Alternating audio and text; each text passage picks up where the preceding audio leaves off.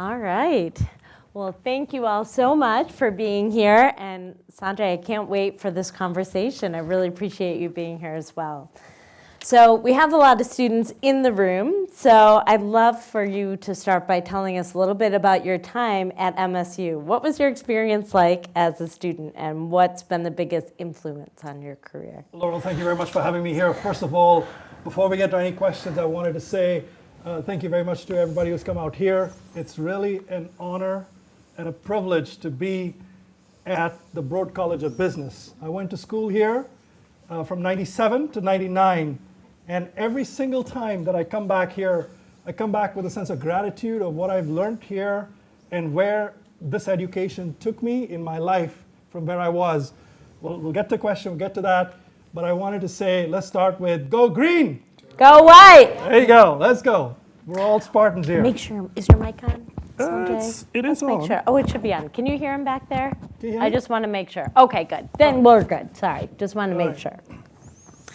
Awesome. Yeah, so just to your question, I came here in 97 as an engineer. I was a chemical engineer in India. I'd worked for a couple of years in pharmaceuticals. And really the story is about how I adapted my career as opportunities have come by. So as a chemical engineer, I got my MBA in marketing and supply chain. I'd no background in computers or programming or any such thing. I probably, I wouldn't call myself an engineer, a computer engineer or any such thing. But here we are, I have a career in technology, and which is really what I want to talk to you about. So for me, Michigan State was a place where I learned how to be very, very determined and gritty. It's not like an Ivy League school or something like that. When you get an MBA here, when you go to school here as a Spartan, you're hardworking, you're tenacious, you're determined, you're gritty, you're persistent, and you achieve success that you dreamed of. And that's what being a Spartan is about, and I really learned that on campus here. The students that went to school here, the professors and all of the other teachers that were out here, I learned that from them.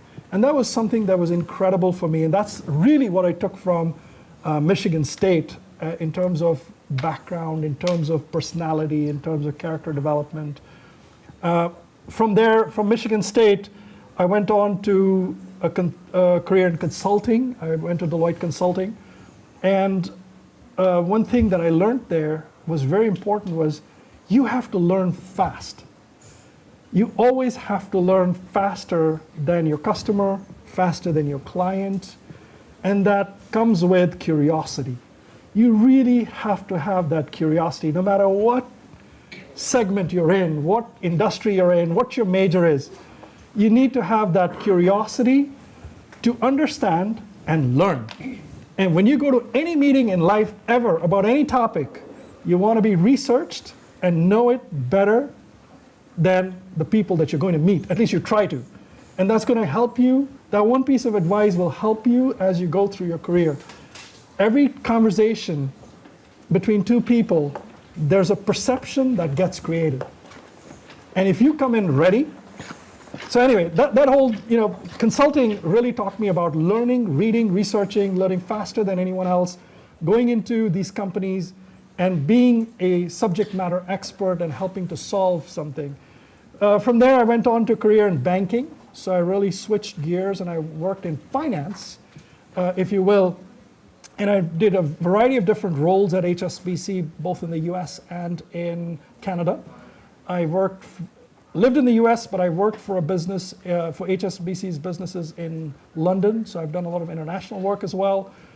And I would say at that point in my time, I taught myself technology.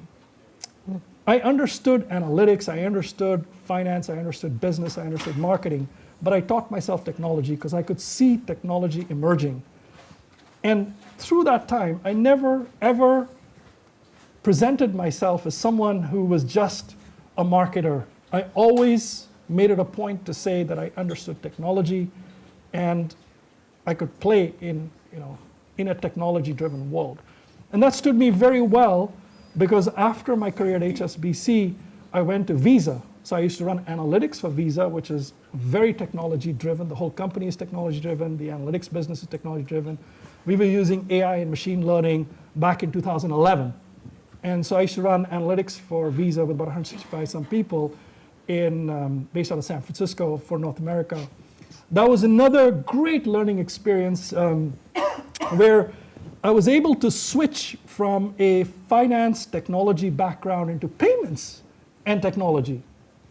And then after that, I got probably one of the biggest breaks in my life. I was asked to be a general manager at Amazon. So I was the general manager of the Amazon card businesses in North America. How many of you shop Amazon Prime? All right. Almost everyone. All right, I love it. So I launched the Amazon Prime credit card. So if you ever click on, you see the banner that comes up, if you ever click on it, it immediately gets you the product, the credit card, within a matter of seconds. It puts it in your wallet. And for anything that you buy on Amazon from that point on, you get 5% off. On literally, you get the 5% with points you get, and you can use it on the next transaction. But yeah, so I ran that business. 10 million Americans carry that card. They spend over $70 billion on it. I'm just using general numbers. We're not allowed to share some of that stuff. And that product generates billions of dollars in profit for Amazon. And so that was a product I ran. Really got deeper into machine learning and AI, still on the business side, but that's where I learned a lot of the foundations on that side as well, how to deploy them in a business to consumer mindset. And remember, my background, chemical engineer, marketing, supply chain, but here I am, sitting in one of the biggest companies, tech companies in the world, working on some of the most amazing technologies. And after that, I ended up getting so many offers to be president and CEO. I ran one business, $150 million fintech. So now sitting as a leader, running a P&L of a $150 million company. It was called TaxAct. It's a B2C company similar to TurboTax. Then I became CEO of another company called One Technologies. And again, I was running 150 million plus P&L out there. So that was sort of my career there. And then after that, I got into private equity. So now I help a large private equity company buy other companies. I'm an advisor to them in data and information services, in technology, advising them on AI and ML enabled transformations that are feasible if we were to buy these companies. And I also have a deal with them to be an operating partner, which is when one of these deals goes through, I'll run them, one of these businesses. So that's sort of my background, but in parallel, I love investing. I love investing in various types of deep tech and tech companies. I love mentoring and advising. So I'm a mentor at Harvard's iLabs. So Harvard has, the 13 schools at Harvard have about 2,000 students who want to start a company. And they apply to Harvard iLabs to be a part of it. 80 companies or 80 student founders get selected and paired with mentors. So I'm one of the mentors for those 80 students. And typically I pick up 2 Harvard founders that I mentor. I'm also an EIR, Entrepreneur in Residence at the Burgess Institute. So I do something very similar with the Burgess Institute. So if any of you have businesses, and I know there's a couple of you here in the audience who have businesses like Tropical Pillow, Odin Classroom, so you guys have hit me up in the past. I've met you by Zoom. But yes, if you are a student that's thinking about starting a business and I can be of help, you can hit me up on LinkedIn, and I would be more than happy to meet with you as well. But that's my story, and I'm here to help answer any questions. Wow, that's amazing. That's such vast experience. Well, you brought up LinkedIn, so I get to ask, your LinkedIn profile lists you as a customer-obsessed digital strategy and transformation leader. Tell us a little bit about what that means to you. Yeah, it's what I would call as my second MBA that I learned at Amazon, and it's about customer obsession. No matter which business you are in, no matter where you are, you really have to dive deep to understand the customer. There's no two ways about it. You have to not just surf at the top. You have to dive deep. You have to understand it. Who is the customer?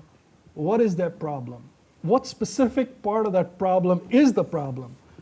What is it that they're not getting help with? Or why are they not getting help with? Are there parts of it that they're getting help with? What is it that can solve it? You have to have an absolute passion for the customer. That passion will then help you define your purpose. And then it's about persistence.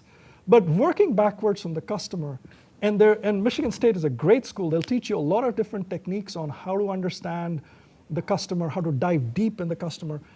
At the end of the day, if you want to be a successful entrepreneur, if you want to be a successful innovator in a bigger company or a smaller company, you're going to need to learn that skill set. So no matter what business you have today, no matter what business you want to get into today, you want to ask yourself, who's the customer? And you want to dive deep. You have to obsess over it. And it's only when you truly understand the problem that you need to solve. It's like, if you have 8 hours to cut down a tree, you'd spend 6 hours sharpening your axe.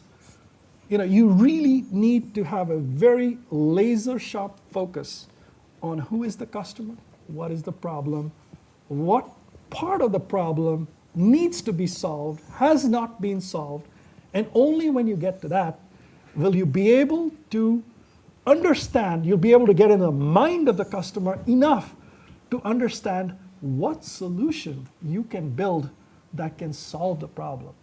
And even when you do that, you have to continuously obsess over that customer. When I was president, when I was CEO, I insisted on every employee in the company, including the receptionist, listen to 45 minutes of calls to 1 hour worth of calls, customer calls, every month. Every month. You have to. So much so that we had it was almost like an old phone booth kind of a thing, You guys probably don't know what a phone booth is. But there's a booth with a computer there, you put on a headset and you listen to calls, and then you have to answer some questions about the call that you listen to. Every employee in the company, period. And when I worked at Amazon, Jeff Bezos insisted on all the leaders going and working in a fulfillment center. So I actually worked in a fulfillment center called Phoenix 6, and I've run 5 8-hour shifts. Receiving, stocking, pick, pack, and ship. I've run 1 shift on each of those, and I've worked. And yeah, Amazon had those guns where they measure efficiency. You better not be slacking off. But yeah, the point here is about customer obsession and that importance of doing it. So let me pause there. Hopefully that gives you a sense of, it's sort of the core of everything. Your whole life, your business is working backwards from that customer. You've talked a lot about technology, and even in this last story with Amazon, there's a lot of technology that's part of it. So some students here are likely very excited by technology. Some may feel a little more apprehensive. You believe that everyone can be a technologist. So how should we be thinking about technology? Well, let me start with a question. How many of you would call yourself a technologist? Okay. We got a problem. We got a major problem. Teach us. Yes. Every one of you is a technologist. Every one of you is a technologist. I'm trying to make eye contact with every one of you here. You are a technologist. There is no concept of I'm a finance person and I do finance and somebody else does technology for me. Your generation was born with a phone in the hand. Many of you had phones in your hand or some kind of device, computing device in your hand. When you were 2 years old, 3 years old, 4 years old, you were playing games on devices. You know how to work with devices. You understand data, you understand security. You understand how to interact with technology. I'm not saying that's the bar to call yourself a technologist, but I'm saying you have the foundation to be a technologist. In today's world, there's no finance companies. They're called fintechs. There are no real estate companies. They're called real estate tech. Every single company is tech. And it's not the tech guys. It's not the IT team that's doing technology. It's everybody in the company is doing technology. being a finance person means you understand how to apply technology with finance. It's about, and the same thing goes for supply chain. Same thing goes with marketing.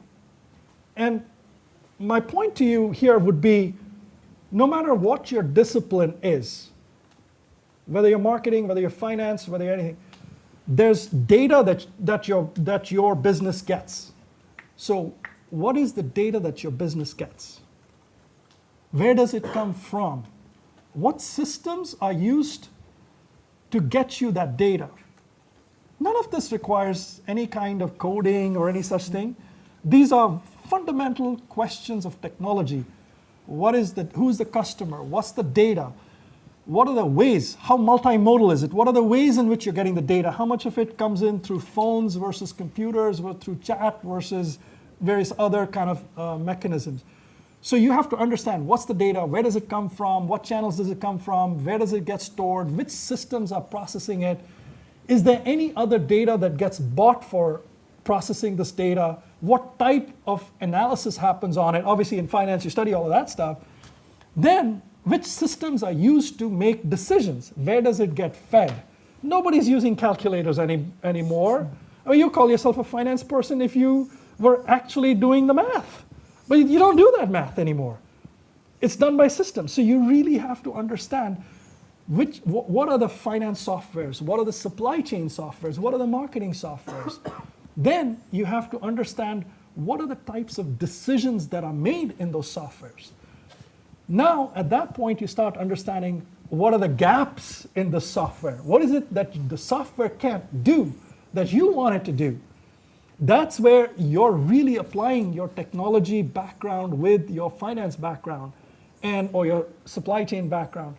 And then you have to understand, okay, so now there's analysis that's been done, but what are the decisions being made from it? Where does this data go? Where does the decision go? How does it impact customers? What other systems does it feed? Where is it stored? How is it kept safe? And if you think of all of these things, it's basically your tech architecture. There's like a page where you'll see, hey, here's all the data sources coming in. And IT people and technology people and architects will put pretty, they'll make it a little confusing. They'll put triangles and this, that, and the other. There'll be acronyms. But that's kind of part of the fun of it all. You learn all of that stuff. But I want every single one of you to identify as a technologist. Every one of you should identify as a technologist. Whatever your discipline is, learn the technologies that interface with that.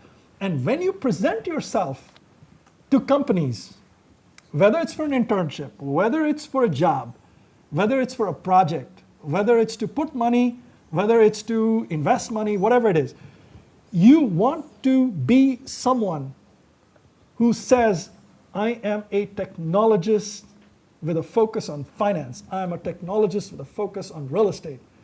And I'm not saying just call yourself that today, but I'm saying in your head, you have to believe it. You have to believe it, and you have to put in the homework to go understand it. It's not that hard, and that will redefine your career. You will find yourself getting paid so much better. You'd find yourself getting better jobs. Otherwise, I would still be working in a factory doing chemical engineering.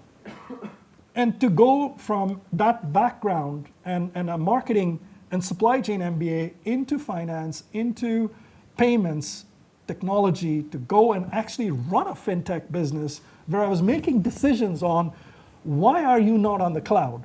Which type of cloud provider should we get? What type of InfoSec posture do we have? I mean, these are all things that are not that hard.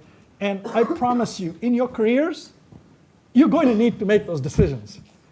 And by identifying as a technologist today, you're going to have a much more successful career, whether it's in a big company or whether it's an entrepreneur journey.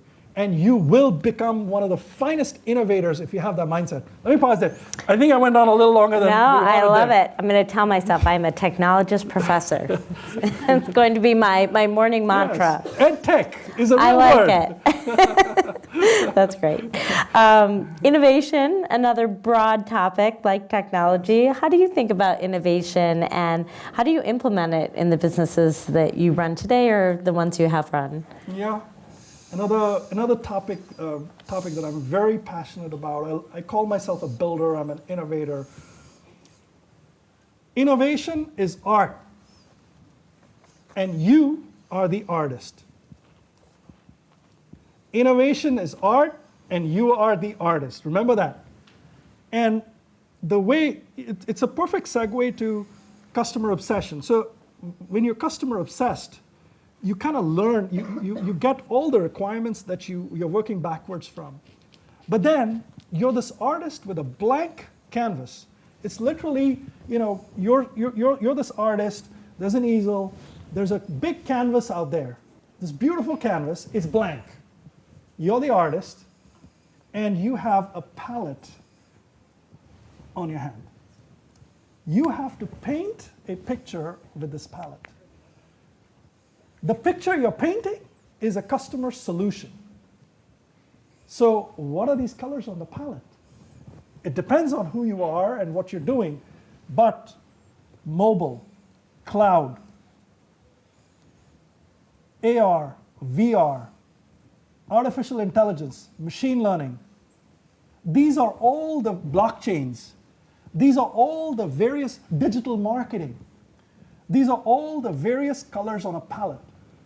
So no matter who you are, no matter where you go, and no matter which solution you're painting, you're not going to have every color on the palette day one. You're not. Your education is going to teach you some things, you're going to have some of that. So you're going to have to figure out who around you has these other colors on the palette. Who's the blockchain guy? Who's the cloud security person? Who's this, who's that? Who's the digital marketing person? So you've got to have all of these colors that you got to fill up to paint that picture. And that's how, when you go to a company, in school, when you're building a company or whatever it is, when you're trying to do a startup, you're trying to look in your environment to see who has those colors. Some you have, some you buy, and some you got to partner with, and that's how you get there. But anyway, I wanted to make sure that you have an image. I'm painting this picture in your brain around innovation is art, and you are the artist, and you should absolutely have the confidence to paint that picture, knowing that even the most brilliant human on the planet, when they start painting that picture, that palette has only a couple of colors of their own. They need to fill it with other colors, and you're going to have to get to those. But anyway, that's sort of my approach to innovation I've used throughout my career. I've worked very extensively on understanding the customer, and I've worked on surrounding myself. I consider myself that artist, the one that's painting it. And I'll find the best people on the planet that I can afford, or the best partnerships in the world that I can afford to create that palette, and I have the confidence to paint. And honestly, if you have studied the customer properly and you have this approach, you could paint any solution you want. Any solution you want. You can be anything you want. You can build the type of product you want. And I honestly believe that that is truly the mantra for innovation. It's about confidence, and it's about applying that type of art kind of mindset. I love that metaphor, and I think so many of the students here could find other resources or other paint colors among their friends and colleagues and Michigan State professors, is a university right? Too, right? Here you've got a packaging school, you've got a law school, you've got the Burgess Institute, you've got so many. Michigan State is an amazing campus, but you have so many different disciplines. You can pretty much get anything you like. There's computer engineering, there's material sciences. So that ability, oh my God, this is a beautiful place to be an innovator. In fact, when you graduate from here, you'll find a harder time innovating. You're better off starting your company here and innovating here. Love that. Come to the Burgess Institute and do it with us. Let's talk about co-creation. How do you go about co-creating your ideas with customers, and how can you make money doing it? It's one of my favorite words after customer obsession and the whole innovation art thing. Once you have a dream, once you have a beautiful dream of what you want to paint, once you've got all this stuff identified, it's very important to articulate your vision clearly. You have to, if you can't articulate what you want to do and solve clearly, you've lost the battle, because nobody's going to be on that ride with you.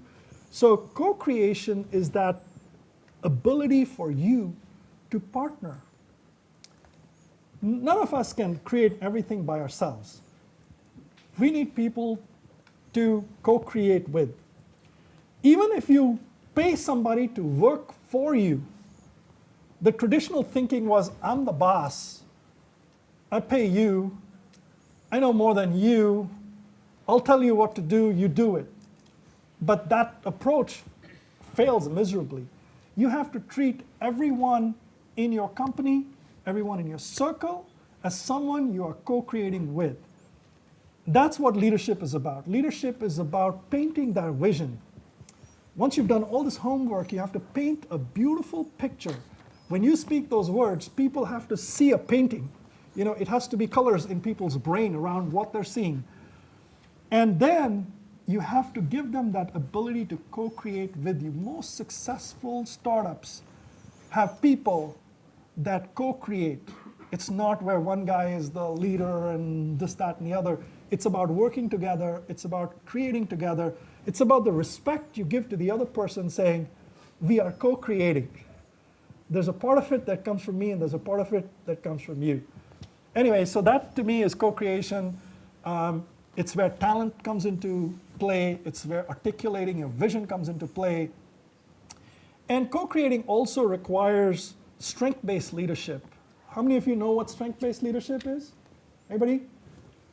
All right, just go Google it later, or ChatGPT or Grok or whatever. Strength-based leadership is, I have my strengths, and you have different, each of you has different strengths. So when I'm trying to solve a problem, what I'm going to try to do is I'm going to find people who have complementary strengths. Where I'm weak, I'm going to find somebody who's strong. So I might be weak in certain elements of marketing, I might be weak in design, or I might be weak in some other element of whatever problem you got to get solved. So you have to co-create with someone where there's a strength-based relationship or an arrangement. So that's kind of what that is. Do you suggest doing that through something like StrengthsFinder, which some of the students may have taken, or do you do it in a more informal way? Both. You can do whatever.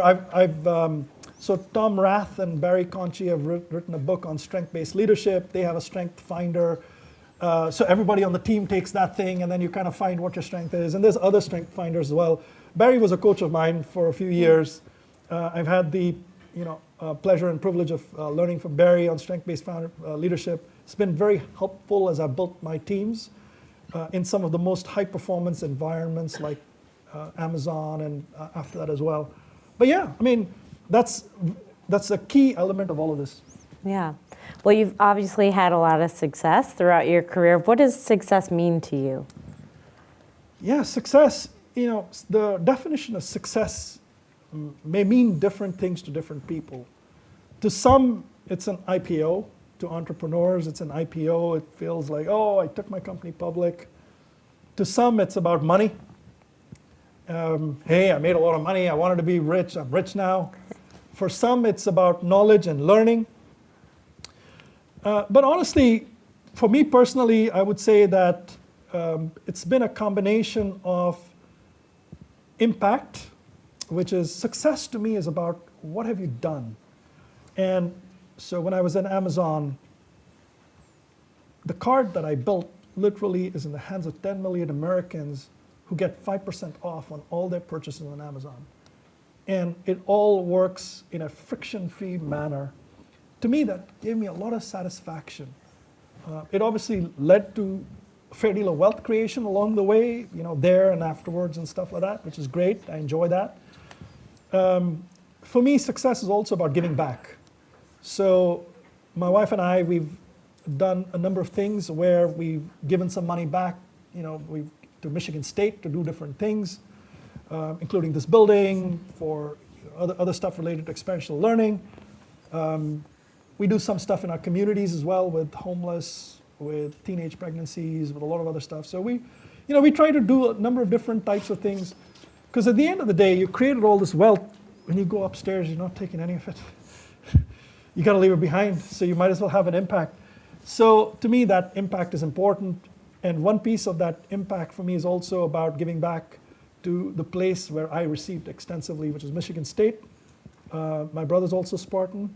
I love coming back to Michigan State. I love working with student founders, Spartan founders. I do work with Harvard as well, but this is fun. We know where your true loyalty lies. Yeah, but yeah, and I think I did want to add a couple other points. It doesn't always end with success in that manner. The definition of success, where it's IPO, money, giving back, that's one definition. There's another definition of, I tried something, it didn't work, and I learned. That learning is success. One thing I like about Michigan State founders, and this is also somewhat related to success, is Michigan State founders don't give up. You have a bad day. Like, one of the qualities I look at in companies and startups that I want to invest in is, if on a bad day, will this founder get up and chase it? Is this person self-motivated? How much perseverance does this person have? To wake up every morning, doing startups, innovating is not instant success. It's not easy. There are a lot of hard days, and there's a lot of failures and setbacks along the way. Are you that person who will continue to go, even on a day that you have a bad day? And then when something fails, are you that person that's going to get up and do it again and learn from it? And those are very important skill sets of entrepreneurs and innovators. Not everything I've tried in my life has been successful. And I will tell you that that skill set is something that I would, it comes innately to Spartan founders. I've worked with a few of you, I've seen it, but it's a skill set that I wanted to share in the context, not in the context of personality, but in the context of success. Even not succeeding with your first startup, not being able to launch a product, is a learning experience, and that is success. But each one has their own definition of success. You should find your own, whatever makes you happy. If a $10 million house and a Lamborghini makes you happy, so be it. That's a motivator. Maybe in the short term, but I like your broader definition for the long term, for sure. Well, thank you so much. You've shared so many great lessons for all these students. I think we're going to open it up to questions. There are probably some people, yes, who will be coming around with microphones. So we'd love to hear your questions and open it up. So if you have a question, just raise your hand, and I think we will have some microphones coming around soon. Someone's got to be first. I have more. Back there is one. Hello, everyone. It's good to be here. When you're talking earlier about the painter's palette and the different colors representing the different disciplines, what could you tell us about how to help pull those disciplines together or find them? Like, I know some people will do it strictly maybe online. Other people, I'm more a personable person. I like to see people in person. And I used to, years ago, you probably remember this, you can go to a coffee shop and you can sit with people. You can see them, you can hear them, it's personal. And you can put those colors together in person. So I just wanted to hear your opinion or your understanding on how to bring these disciplines together and keep them there. Just curious. Great question. So it obviously varies quite a bit from whether you're in a smaller local group of friends starting something together versus when you're at a Visa or an Amazon building something big, or you become CEO or president and you want to put these, by the way, both the roles where I ran as an executive, both as president and CEO, it was literally that approach of building these colors. So I had one very important criteria, which is, first of all, you've got to find out what colors on the palette you need. So the color that you need on the palette is a function of the problem you're solving. So if you're working backwards from the customer, like very quickly, both companies that I ran, I knew they were not in the cloud. I needed to get them into the cloud. Also, they did not have strong analytics, so I needed to build out an analytics function. They were generally okay on InfoSec, but not great. One of the businesses had good digital marketing, the other one did not. One of them was operationally very manual. One did have some tech there. So I kind of, when I worked backwards from the customer, I kind of had a sense for these are the skills that I wanted. And then, I literally went to our board and I said, look, I want $15 million just for talent. Because every one of these is a quarterback that I'm hiring that's going to drive a major initiative. They're going to paint a unique picture, every one of these guys, and they're going to have to hire more people to get this done.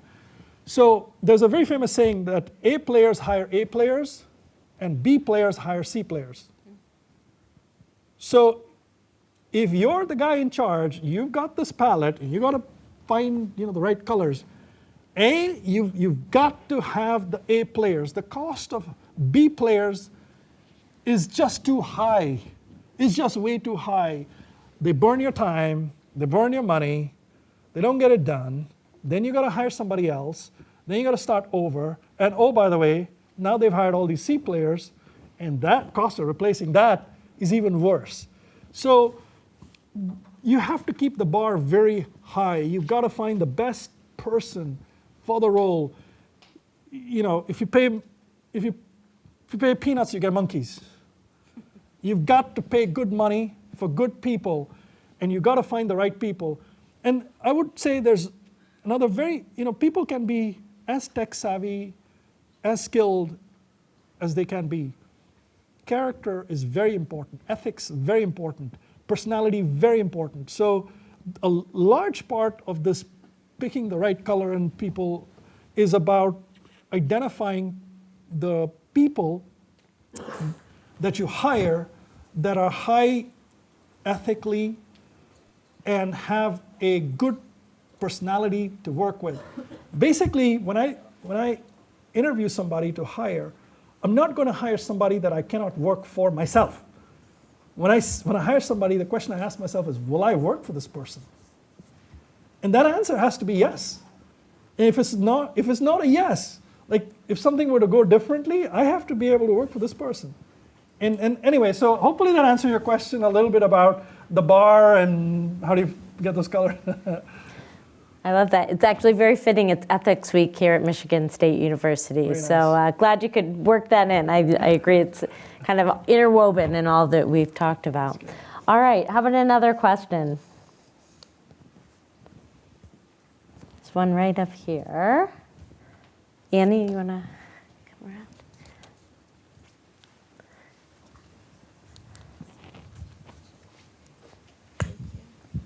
Are there any skills that you have now that you had to learn the hard way that would have made it a lot easier to be where you are now? Lots of them. Lots of them. I learned a lot of very expensive lessons very early in my life. And with a lot of humility, I will share the story with you. I was a consultant. I was a senior consultant at Deloitte. It was my first job out of Michigan State. I get this job. I go there, and I get assigned a couple of consultants to work on my team. I'm very driven, very ambitious, and every day I would wake up in the morning. I'd be in the office by 7:30. I'd work till 7:30 in the night, have dinner with the team, no matter which city we were in, late night work again, and it was all about me. So, at the end of the first year, I get the 360 feedback. And there's the one side, hey, he's bright, he's got this, that, and the other. And there's this other part that says, he's just all about himself. He cares about himself. And, that was like the first, aha moment for me. And it was the first time I was leading people, first time I learned. And the most valuable lesson that I learned there was, you can be very ambitious, very driven. You can be goal-oriented, outcome-focused, get the whole project done on time, under budget, more money, whatever. But who's following you? How do you do that in a manner in which the people that are working with you arrive with you? And how do you develop them? And I think, I never had a problem with acquiring physicals, these technical skills and other skills. But I think, just for me, the softer skills were the ones that I learned the hard way. I came from a background, my dad was in the army, it was all about getting shit done. Grew up in a very strict environment, and it was all about goal orientation. No, nothing wrong with that. But how do you arrive with the team was something that I learned the hard way. I learned a lot of lessons the hard way. We'll be here all night long if we talk about that. But I will tell you one thing though. Every time I learned a lesson the hard way, I was honest with myself. I went home and I called myself, a bad word. And I called myself that bad word. And I said, I am that bad person. I am that. I am an A, whatever. You know what it means. So I called myself that, and I said I wanted to improve. And I got a coach.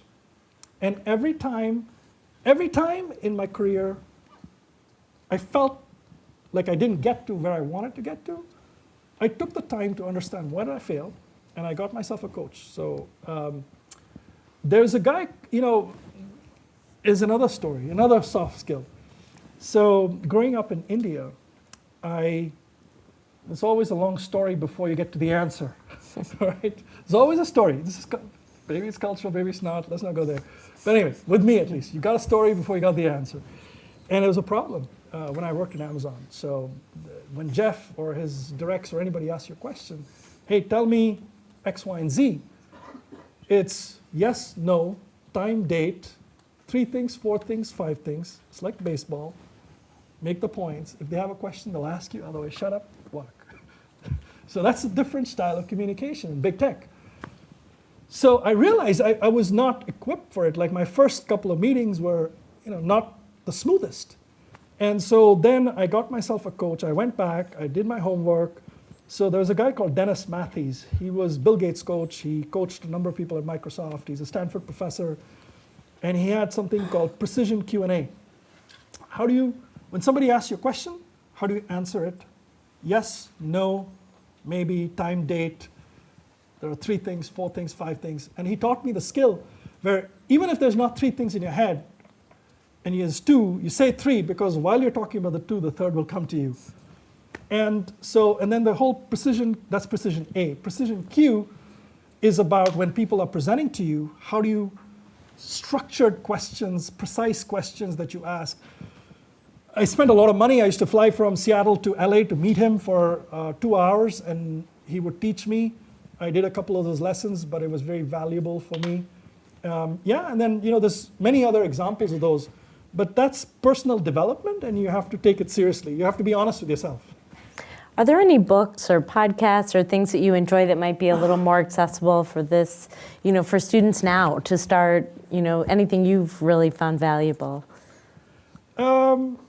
There's one book is called The Everything Store. It's basically written by somebody else about Amazon. And it's about building a large company that's driven by customer obsession, by diving deep, by innovating, thinking big, about not trying to reinvent the wheel by copying some of the things that are already there, So that book's a good book about innovation. Read that book. I mean, it's a great book. It'll teach you a lot about how big tech works. Strength-Based Leadership is another very good book. Strength-based leadership is a lot about how do you identify complementary skill sets and how do you work in teams, how do you co-create, how do you deliver together, how do you arrive together, how do you enjoy success together. Those would be two. I mean, there's probably others. Let me see. I'll probably send you an that's email great. or something Sure. like that. A bunch of them, and then you No can problem. kind of But share those that with the really- audience. By the way, you that's can all reach out to me on LinkedIn. If you ever have any kind of questions, you're welcome to reach out to me. And if you are starting any type of business or something, you have a question, you want to run an idea by me, I'm happy to carve out 30 minutes on Zoom at any point in time as well. So That's so please, generous. That's a resource that's available to any Spartan. Wonderful. Any other questions from the audience? Okay, right here in the front. Hello. First, thank you for being here and giving us your time. So I had this one question. You mentioned a lot about technology, and so I was wondering, like, do you think there will be a time where we won't be able to detach technology from finance or finance from technology, like them being a single entity instead of being like two distinct entities? You mean, just to clarify, you mean from a software standpoint, or do you mean from a person standpoint, like the skill set? Like, I don't identify as finance or tech or whatever, everything's the same. Yes. For example, like many students here are exploratory business, like they don't have a major yet, and so they don't know if they want to be more into finance only or like into finance and technology or like just I see your technology question. only. Yeah. Yeah, I think we're already there. We already are there. You'll just find yourself, if you just market yourself as a pure finance person and you say, I'm not very good with technology, or you don't really have a technology bent, you'll just find yourself, A, not making that many interviews, not getting that many jobs, not getting paid that much or at the right level. I think we're already there. If you are the person, you can have a major and a minor. You can do finance major, some form of tech. Doesn't mean you have to go program or something, but learn some basic skill sets around technology that can enable you to do that. And when I say technology, I mean you have to be able to read an architecture diagram that says, here are the data sources, here are the channels, here's where the data is coming in, here are the tools with which the databases where they're kept. This is whatever type of database it is it structured data versus unstructured data. Structured meaning, is it in tables and columns, or is it just sort of raw data, words being absorbed from somewhere? So those are the kind of things that you all have to sort of learn as technology. That's the technology that we're talking about. And then obviously, if you have a tech major and a finance minor, or some other minor, marketing minor, now you're that person who's involved more in decisions around the type of software you're building and the type of architecture you're creating, the type of environment. That's a different. So there's still a deeply technical role that's not customer facing or business facing or whatever. That'll always exist. Those are the scientists, if you will. Those are, that's different. But by and large, if you're in a business world, no matter which wing you're in, whether you're finance, marketing, supply chain, whatever it is, you have to say you're a technologist. You have to understand it. You got to understand databases, data sets, how they come together. You're not required to program anything. And the beauty is, if you get something wrong, somebody will help you with it. So, I love it. I think that's a great place to leave it. You've given us such an amazing roadmap for the future. So thank you so much. A round of applause. Thank you very much, Sanjay. thank you very much, Alan. Go green! Go white. Please join us for 517 E&I Week. And if you have questions, come on up.